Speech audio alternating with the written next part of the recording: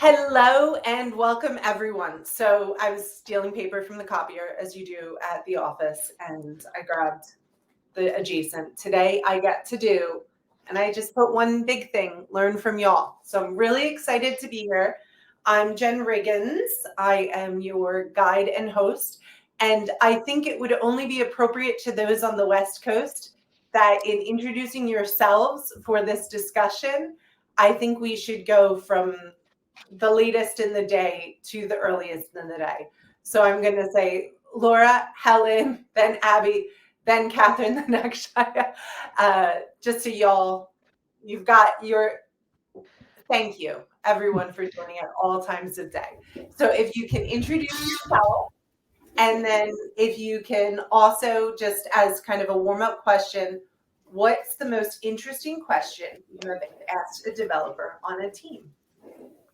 So, yeah. Okay, I will start because it is in fact 4:30 p.m. and my day's almost over. So those of you who are just needing some coffee and bagels, you have a little bit more time to warm your brains up. I'm Laura Tacho. I'm the CTO at DX. DX is a developer experience company. We help thousands of engineering leaders measure and improve developer productivity.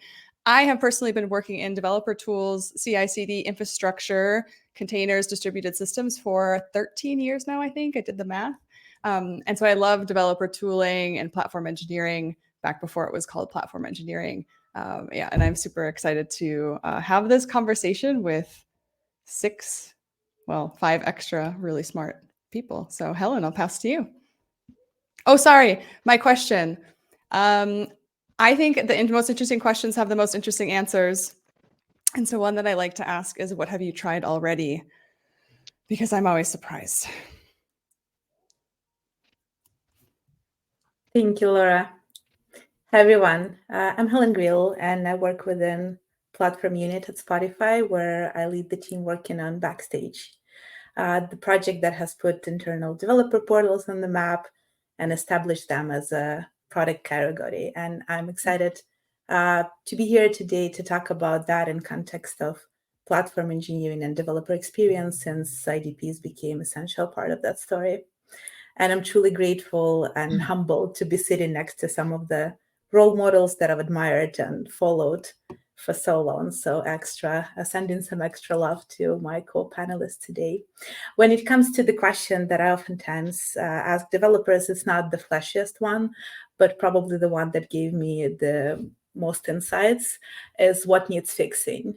Developers are not shy to respond to that question, and they're really good at providing constructive criticism and advice. So I would go for that one. And with that, I'm going to pass it to Abby. Thank you. Yeah, I think this is just such a nice panel to be a part of. Some familiar faces to me and some very exciting new faces to have joined. So glad to be here. I am a principal engineer at Syntasso, where we're building a platform orchestration framework and toolbox called Kratix. I'm also just sort of around with a lot of things in the community. I love the kind of socio-technical side of platforms. So I'm part CNCF platforms working group and ambassador, and part team topologies advocate. And I just like being a part of these communities that see platform engineering as a bigger thing than just implementing tech. As for questions, I was thinking about this because my background is actually a quality analyst or QA in my early career days. And I think my favorite thing was to be reminded a few years after I'd left a project that people were still asking themselves, what would Abby ask, before considering a story done. And I think a lot of times what I would just be asking is, but how will we know? How will we know if it's successful? How will we know if it's failed? How will we know? And that often led to a lot of really great observability and other outcomes. So, yeah. All right. I'll go next. I'm Kathryn Koehler. I am the Director of Developer Productivity at Netflix. I hopefully don't have to explain what Netflix does, which is the one easy thing about working there. I am passionate about developer productivity and developer enablement. I very much love working in a position within an organization that is so high leverage, where you can immediately see the impact of the work that you do.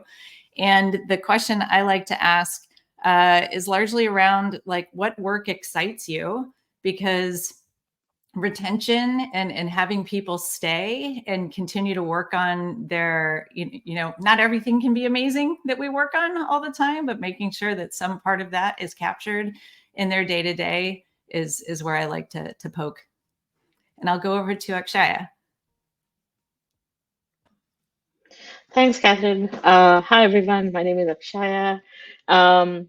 I have worked on all over the stack, actually, but stuck around with platform and infrastructure for the longest time, because that's where all the cool stuff happens. But yeah, I'm currently a CTO at United, but I also I'm working on some cool stuff in the background. I advise AI startups as well, and across different domains. And I think that keeps me very up to date with the changing AI landscape. Regarding the most interesting question, well, gosh, there are so many questions. But I always get this water cooler talk started at anywhere I go, actually.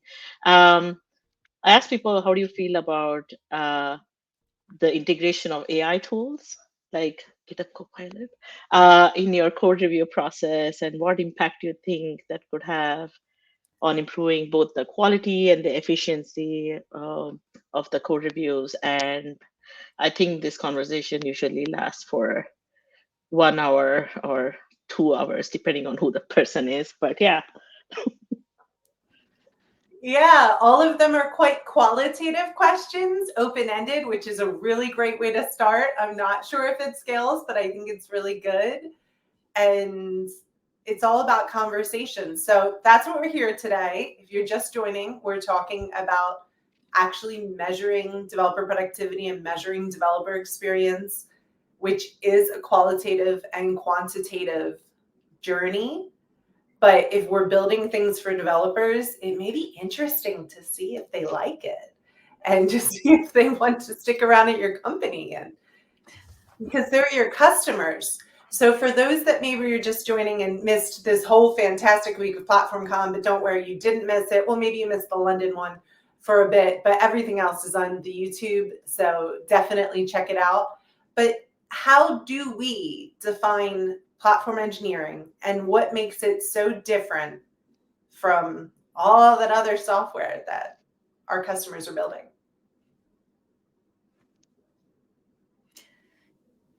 Well, I can kick it off. I know we're also polite here. I think this might be the problem with having an all-women panel. Awesome. Anyway, we call platform engineering central engineering. It's, for us, teams that are responsible for internal tooling, infrastructure, platforms, things that our customers use day to day to abstract away the isms of the organization.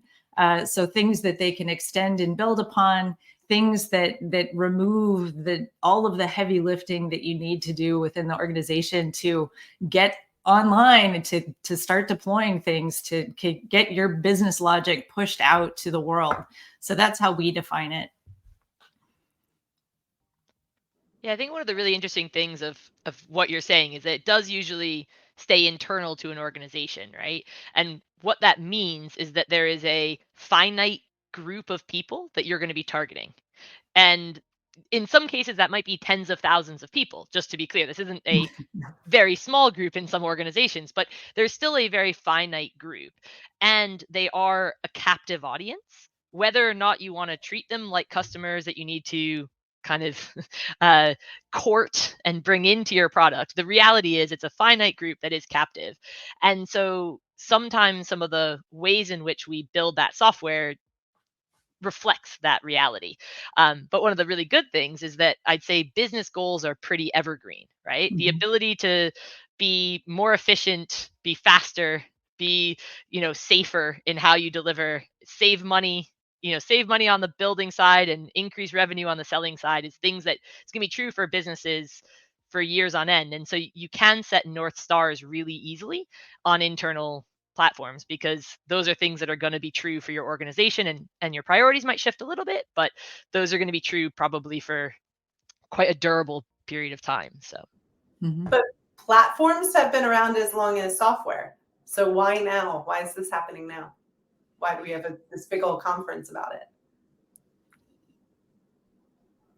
I think I'll just say, I think that part of it is we go in cycles, and we often see ourselves coming back as we've unlocked other constraints. So there's things around like containerization of workloads. There's things around orchestration across diverse infrastructure. There's things around testability and isolation of work that are all things that have been iteratively getting better over the course of the last decade or so, that I think is now being fed into another rejuvenation of an investment in platform building that we're seeing apply. So absolutely, platforms have been around as long as software. PaaSes have got great popularity 10 to 15 years ago. So this is definitely not new, but we're just seeing some of those enhancements and positive works in other areas of the industry feed back in now to building internal platforms, in my opinion. So I just, Akshaya, yeah. yeah, sorry, my internet is kind of slow today, but I just wanted to say, I echo everything that was said earlier, but people were like a decade ago, the engineering teams were still evolving, and at that time,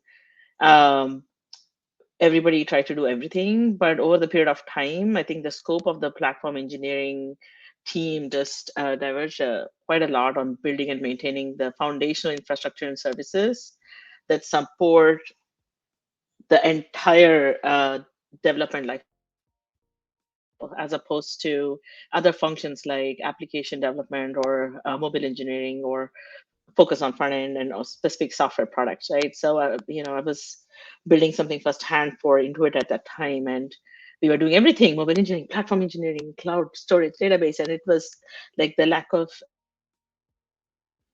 the customer actually changed too. So the primary users became all the horizontal teams internal to that company versus application teams that saw like customers coming in from everywhere, from external companies, who they interact, what do they do for software products. And over the period of time, platform engineering teams basically became those teams that provision infrastructure, CI/CD, monitoring, logging, self-service tools, all the good stuff that everybody sees in the um, uh, all over the company and elsewhere. But application teams and other teams still evolved into more feature or API testing and that level. But yeah, the scope of with the advent of AI and the changing regulatory landscape, supporting horizontal teams also involved standardization, efficiency, scalability, keeping up to date with everything that's happening. So I would say platform infrastructure, people have lots more work to do now than a couple of years ago. Yeah, and I tend to blame, I guess, Kubernetes for that revolution. That probably happened around 2015 when like the whole thing of like containerized applications exploded, and that deepened the whole stack. And I guess what I'm just trying to see right now, if like similar thing would happen with like introduction of all sorts of AI assistants and tools, is that the same kind of thing, or is that different? And I guess that's like nobody really knows at this point, but we might be approaching like another steep sort of curve like that. Yeah, I think 15 years ago, it wasn't reasonable that a web developer would need to go mess around in the kernel or provision their own infrastructure.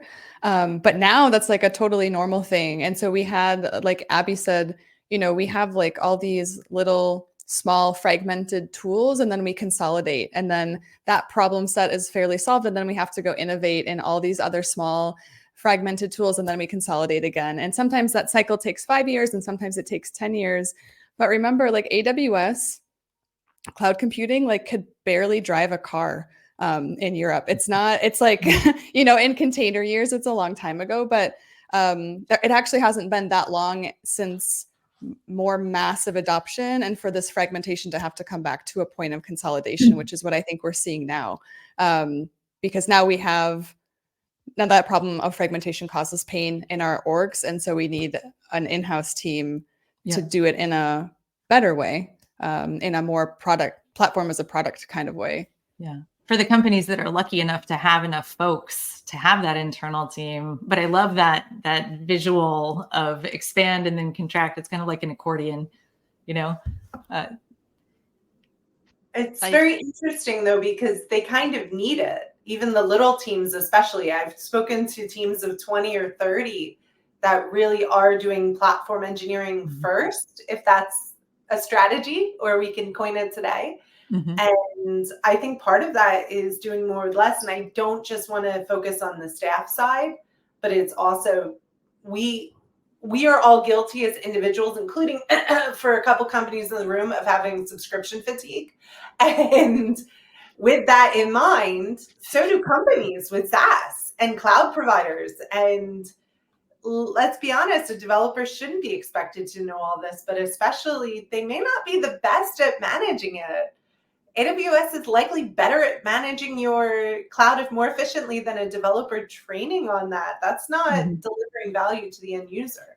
So how do you make sure you're building for this internal customer? Because I do think we may be going towards that pendulum from autonomy to consolidation, but they are still your customers. So it's not, we're consolidating, but we're not forcing them. So it is still giving them some autonomy.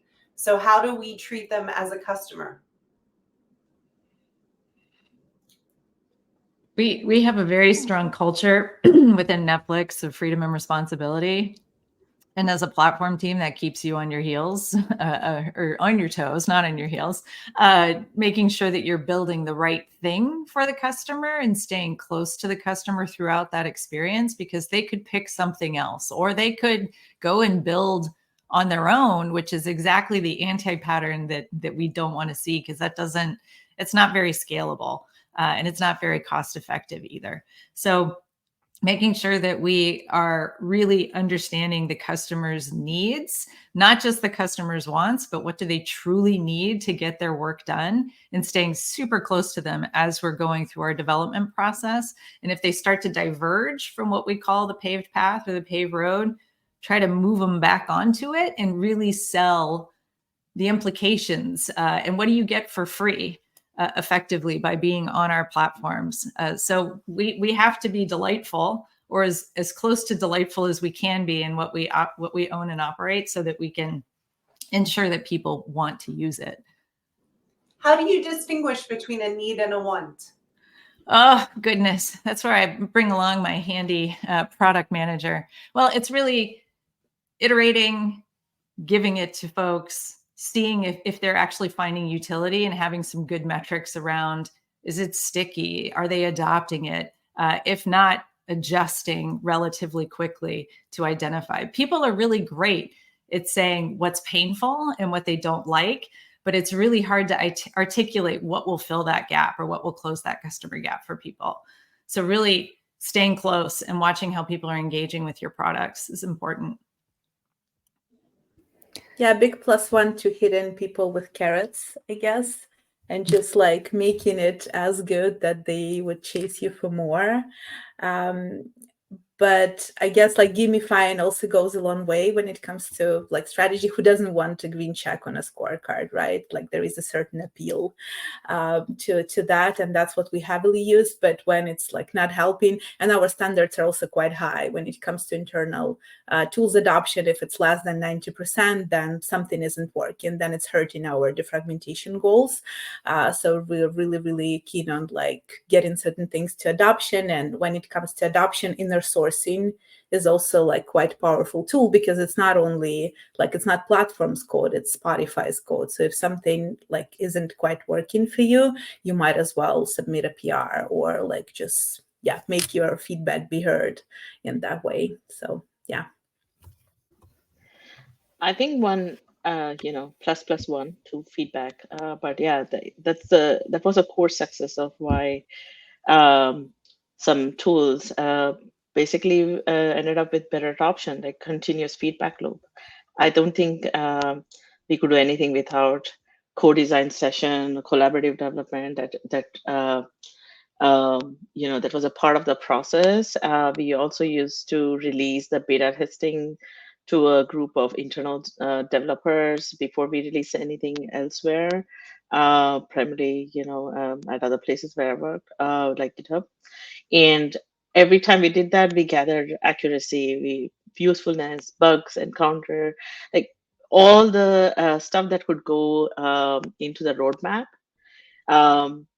And later on, we factored in empathy and understanding actually into this equation, because when we started doing surveys across a cross section of internal developers to understand their specific workflow and how certain tools could be tailored to fit into their process, we truly began shadowing internal developers at that time, and then see how they used the tools, whether it's Copilot or something else, to identify any friction point or areas where it could be more helpful.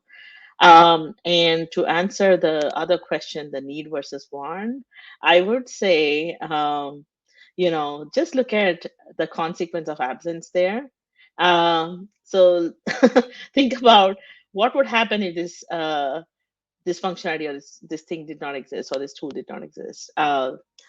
Would it lead to operational inefficiency, or would it increase your risk or failure? If you check the box for everything, then definitely it's a need.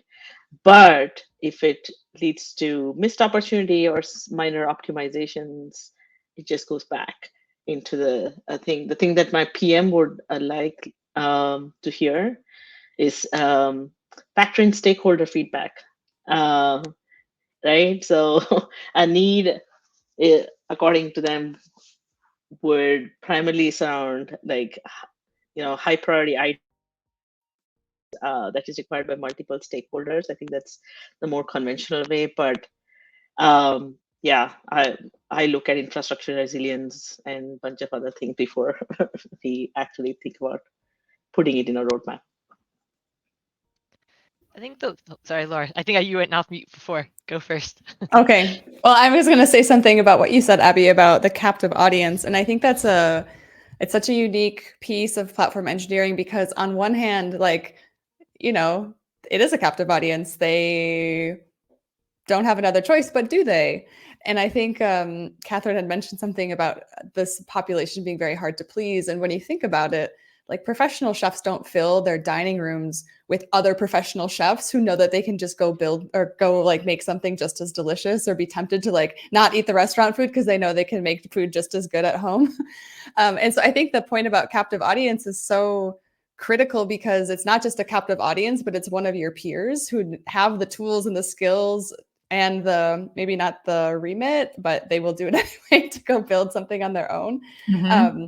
And so you really need to be on the pulse of whether this is filling the need, filling the want, delightful to use. I'm so glad, Kathryn, that you mentioned that, because there is opportunity abounds to go build something different, and that fragmentation can be really hurtful. Also, that 90% adoption, that is outrageous. That is so much higher than any other tool, or not even a tool, like any other business does not strive for 90% adoption from their user base. And so that's really just a testament to how high the stakes are when it comes to building and solving these particular problems. It's really difficult. It's really difficult. That 90% is so hard as well, because while they might all be professional chefs, some are Michelin star style, some are, the food truck on the corner style, and everything in between, when you're thinking about it in that kind of way. And we're all humans, and we all have different levels of adoption on the adoption curve, right? And technologists tend to be closer to innovators and early adopters by natural tendency, but that is not 100% of technologists. We're still humans. There are still people who are late adopters, late majority, and so on.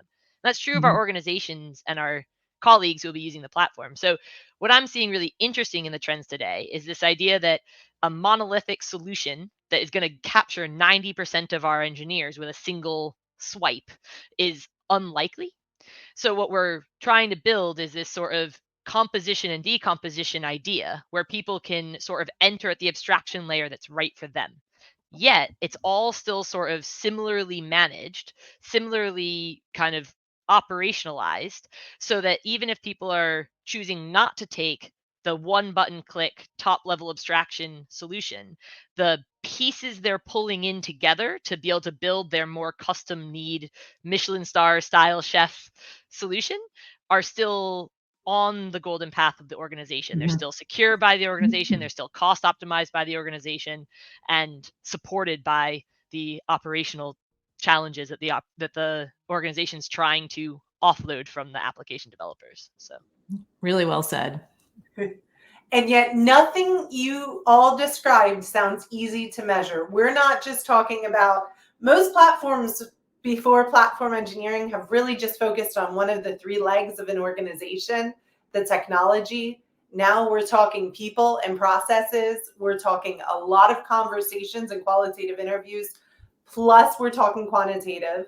Plus it's completely, and I've probably interviewed 100 teams now about their platform engineering, and it can range no matter on the size or impact of the company, from like a one person at Pipedrive to 5 Intercom to Lord knows how many at Google that are, thank goodness they're open sourcing this investment, and all y'all companies are open sourcing what you're learning and sharing those ideas. But that's a lot. So really, what are we supposed to be measuring, and how do we know if it's successful or not, especially when we're bootstrapping or scrapping together a platform team? Or what I'm seeing a lot of, since I saw the whole audience at London at PlatformCon London raise their hand saying they had a platform team of like 6 or more people, but that they were at the beginning of their journey, which makes me think they were probably a rebranded platform team that was something else before. So what do we measure? Please tell. I will jump in here quickly.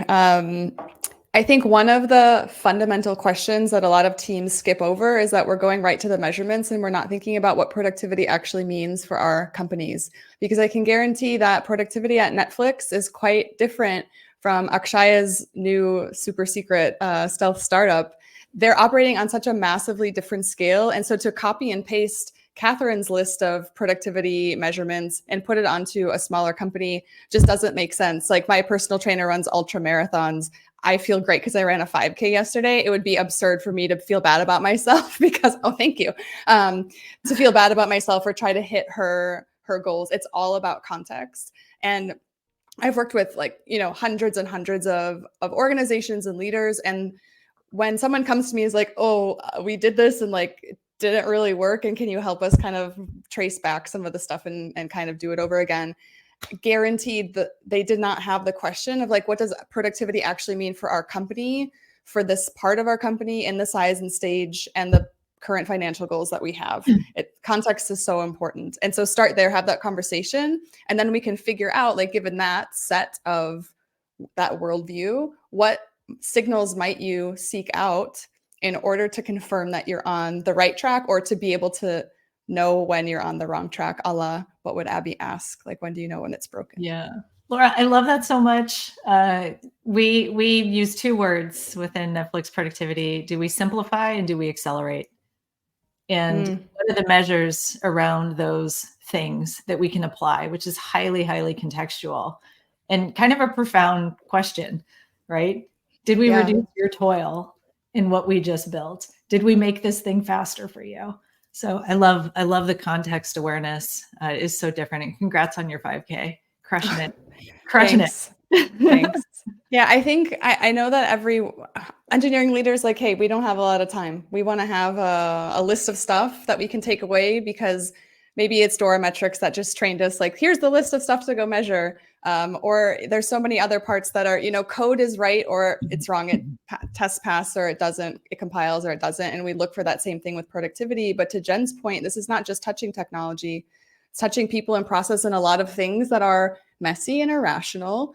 And so when we try to apply the same principles as we would to our Kubernetes cluster onto these big organizational problems, we just end up kind of wasting time and on the wrong track. Yeah, I think that point about did we accelerate or are we reducing toil is actually, I was watching some other PlatformCon talks earlier this week, and there was one by Ralph Huck that spoke about the fact that businesses are always trying to either increase revenue or decrease costs at a business level, right? Every OKR, every goal that boils down to this. And I think that's what is true of platforms as well. You're trying to increase speed, so therefore support increased revenue, or decrease costs, decrease friction to reduce that cost of delivery. And I think that's really great. But when thinking about like concretely what to measure, I also really liked a talk by Max Griffiths when he gave some concrete examples of specifically leading indicators, because I think what we often are looking for is the easiest thing to measure rather than the thing that is actually fighting an uphill battle sometimes to get measurement of, to Laura's point, the right thing, the thing that actually measures the productivity in reference to our context and our organization. And that can take a lot of investment to get measurements that aren't just poor proxies, but actually genuinely pushing forward the business. And so when talking about what to measure, I think I'm hard pressed to give you like, if you measure this one thing, you too will be successful in platform engineering. But keeping in mind the types of measurements, qualitative, quantitative, bringing those together, and leading and lagging, and individual and team, and org level and product level. These are what you're going to need to balance to have a smattering that all pull in the same direction when they get balanced together, I think. Avoid the folly of the unicorn metric. Yeah.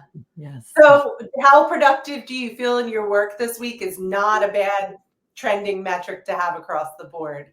I just wanted to share, because I know we have a mix of an audience, and what leading and lagging metric I really love from one of Helen's colleagues, Lauren Plus. Sorry if my French is shit, it is. And I just thought how Spotify connects their platform leading actionable metrics to their lagging value creation metrics, which is like their OKRs. So Spotify has a top OKR of increased Spotify user satisfaction, which of course we know does affect the bottom line, retention. So they've taken, and so we're starting over here on the lagging, let me move the pencil from my eye, value creation, and then moving down. Okay, time to recovery directly affects Spotify user satisfaction.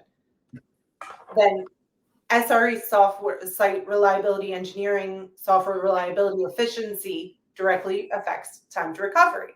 So now we're getting a little more measurable, a little more leading, a little more actionable. And then you have all the way at the leading metric, the actionable metric is the latency of logs ingestion. So if at the platform level, they're focusing on that, they are connecting their platform goals all the way up to the business goals, which, by the way, we saw in the last year, companies that didn't cut their platform teams because it is initial expense. So you have to connect to business goals. And that's another, not to put more pressure on the platform teams, but that's another job of platform team, is to be kind of a translator from engineering to the business side. So I just wanted to translate some terms for the audience. Back to y'all. So what else are we Super helpful. Super helpful. Thank you for that. And hi, Lauren, who is now working in Gradle, by the way, having a great time there.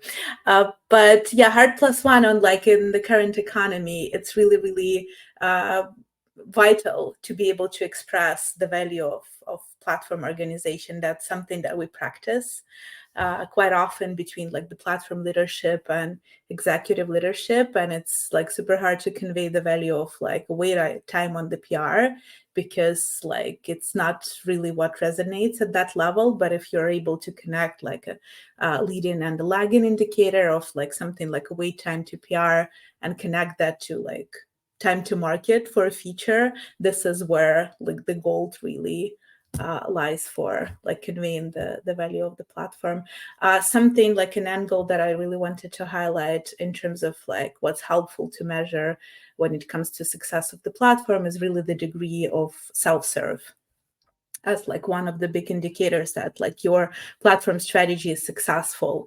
Like what's the reduction in onboarding time? Do you see any reduction in onboarding time, provisioning time, time to production?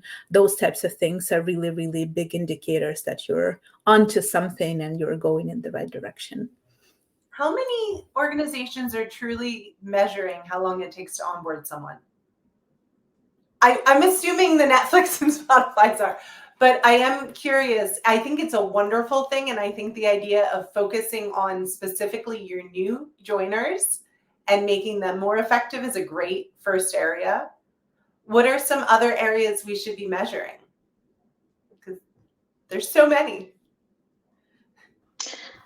Like I said earlier, and to what Laura alluded and everybody else has been saying, it's different. Jennifer, when you talked about bootstrapping, it's so different when it's a startup versus a developer ecosystem of 150, 160 million developers. It's so different.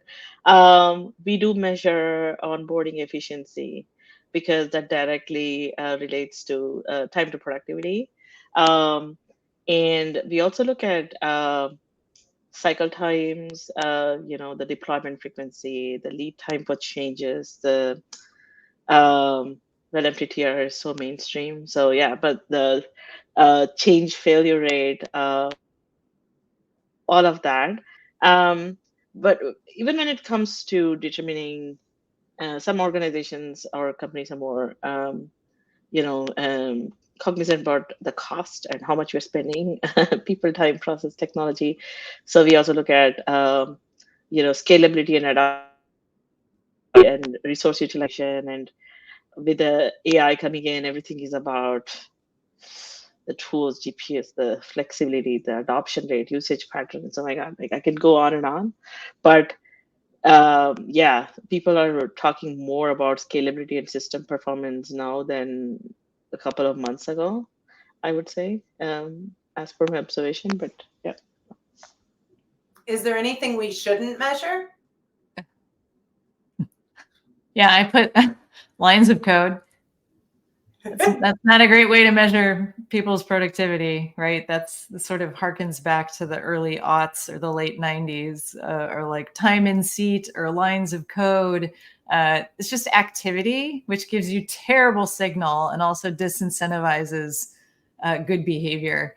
So yeah, those really straightforward metrics are stupid. Your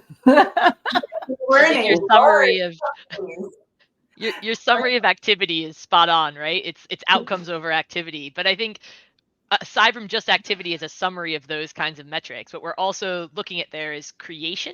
Mm-hmm. And I think we often talk about the fact that writing code is a lot easier than reading code or, debugging code and extending code. And I think that I'm going to keep banging on this drum as we slowly, I think, as an industry, start talking about day 2 when talking about platform engineering a little bit more. We're getting there. We're getting over that hill a bit. But the ability to create a brand new microservice or onboard a new engineer is only valuable if that's something that you do on the regular. If you hire an engineer a month, is that the thing that matters?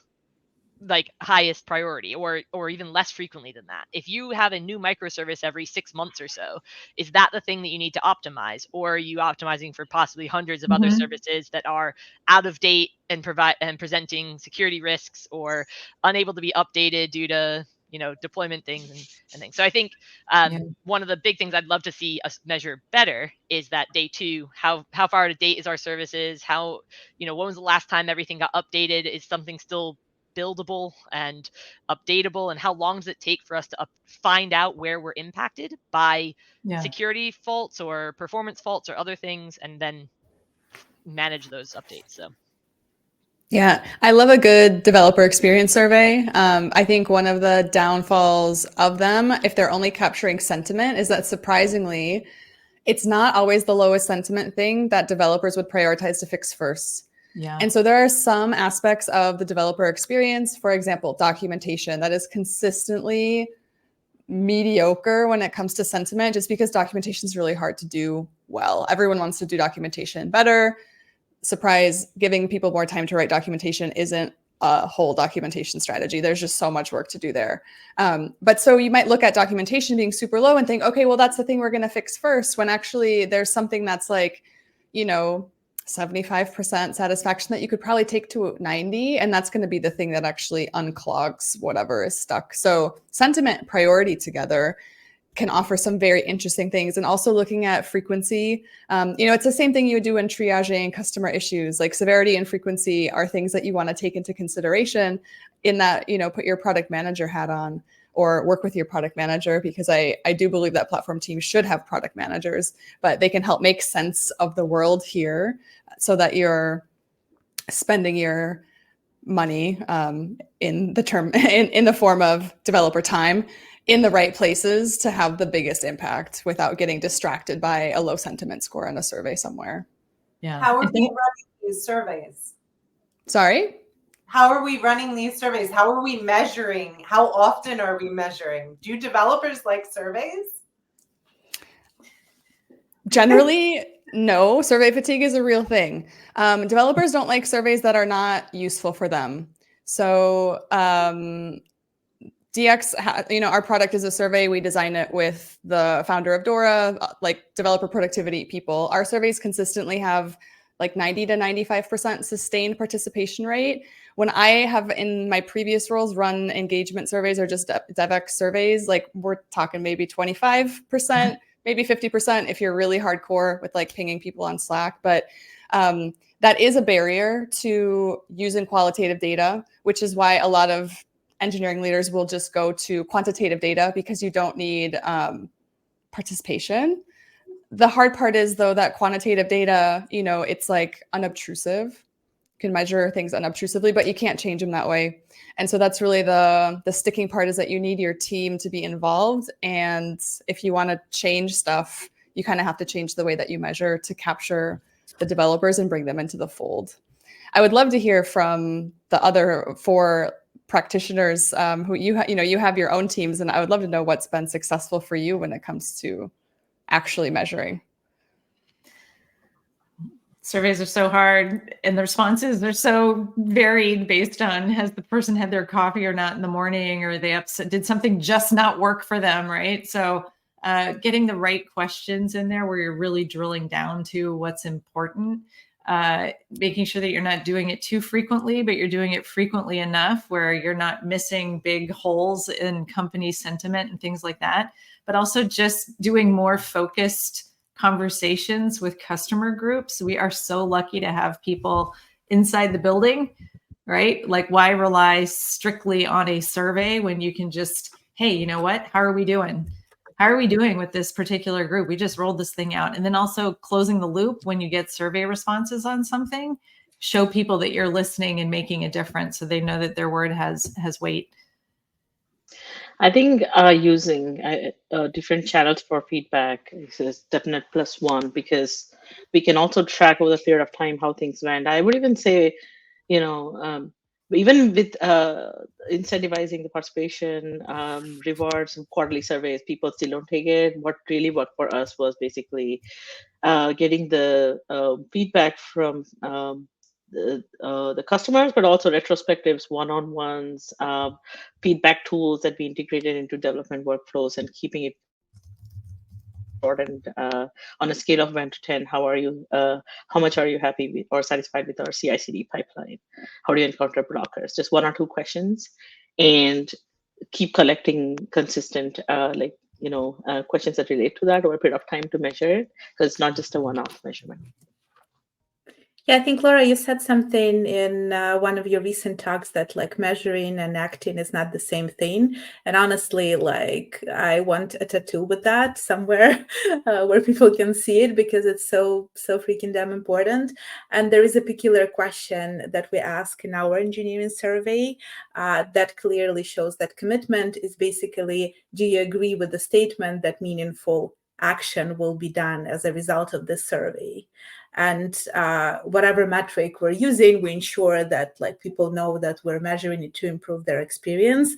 And I guess, lucky to us, like the sentiment is mostly positive at Spotify. So there is sort of belief that the action will be taken. But to me, this is like maybe the secret ingredient to a successful survey, just like leadership commitment to action.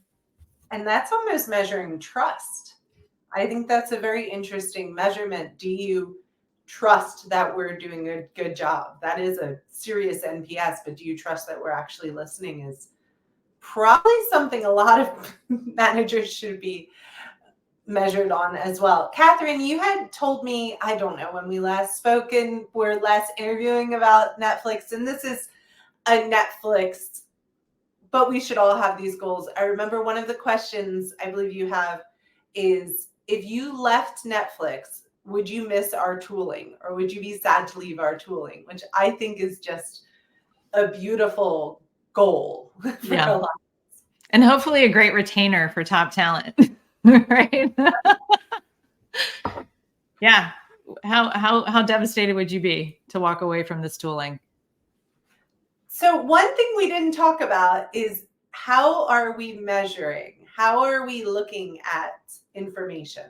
So are we measuring individuals? I thought it was important to mention that one. At what levels are we measuring these things? For me personally, I think individual measurement is something left best to the manager of that team, and having them be an informed leader and seeing what's going on. What I'm looking for is measuring outcomes for folks, like how impactful is what we're creating, how impactful is it in the lives of the teams that we're supporting. So get away from the very fine-grained and leave that kind of individualistic measurements up to the manager and how they're performance managing and growing their teams. And as we hit this, what Abby calls the day 2 of platform engineering for some of us, is this just for engineers? Is platform engineering for broader tech organizations, for data scientists, for HR reps? Who's it for? Abby's all shaking her head, so please answer. Yeah, no, I think platform engineering right now is all about application developers.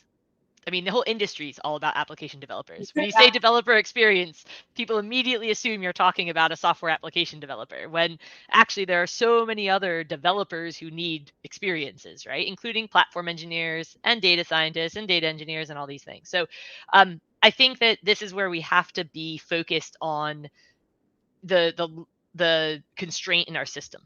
And the reality is that application engineers often are a large portion of your employee base, and they often are a high part of your salary base, and they often are a high indicator of success of your product, right? If you are a technology driven company. So I think it's fair that right now there's a lot of focus on that, but I think we will be really missing the mark if the platforms we're building are not built in such a way that they can be extended to and support people of all different technology backgrounds and lack thereof, right? So people who care about the outputs of the technology department but aren't themselves engineers, as well as people who are of differing technology backgrounds. So, there's a lot of people out there that can do magical things in certain programming languages that I have never even heard of, and I want to be able to support them and their success within the business as well. So, it might not be today, but it needs to be a part of our vision, I think. Yeah, and something that we're seeing a lot of demand and appetite for when it comes to like developer portals, because that's just like such a universal level of abstraction that lowers the threshold to like entering into a platform engineering space. Because there are folks, to your point, Jen, outside of R&D that just want like a sneak peek into what's going on, and we can surface just like right amount of information to them on this single pane of glass. So definitely this area is expanding into like welcoming more and more various different backgrounds, not just application developers. Or green ops or cloud ops. There's a lot of things that platforms can enable as well. Akshaya? Business analysts too. Yeah, when it comes to the real-time dashboards, interactive tools, collaboration, data scientists, when I was at Netflix or GitHub, even at this, the stealthy stuff that is happening behind the scenes, everybody, like including data science team, they all need to know how or they can work on standardized data lake on AWS, S3. What does data cataloging look like?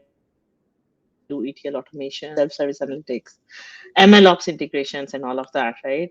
But I just wanted to this question that you asked earlier, Jennifer, and Kathryn responded. Individual metrics. It's such a, like, I would put it right. I would just say if you're measuring it with AI to make sure that individuals are, the aggregate number of individuals on team or company, like how do we improve the productivity? Like that nuance is okay. But I would put like tracking individual performance metrics right along there with measuring number of lines of code or commits, because I think it just introduces all sorts of things that we shouldn't be measuring.